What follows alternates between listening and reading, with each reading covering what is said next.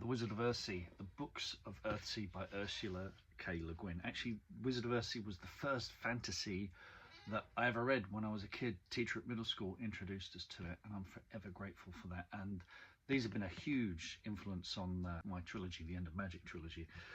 Not least because these books are quite subversive. First published, I think, in the late 60s. At the time, fantasy was Lord of the Rings. You know, wizards were elderly white dudes, whereas Ged in this is young and dark-skinned.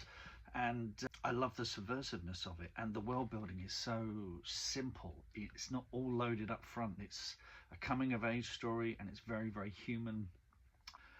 And I love the storytelling in these. Now, this is a lovely edition that Gollancz brought out a few years ago, which has got great illustrations by Charles Vess. If you can find a copy, seek it out, because I think it's one of the few places you can find her final Earthsea story, which is called Firelight, in which Ged is sailing towards some black mountains and reflecting on his life, and a dragon is approaching, telling them that as he approaches these black mountains that there's nothing to fear.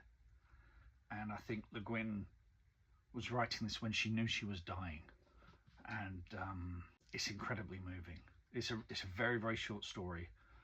What a way to end a series. If you can find it, do seek it out. But if you've never read the Earthsea books before, you're in for such a treat. Hugely influential. I love them, absolutely love them.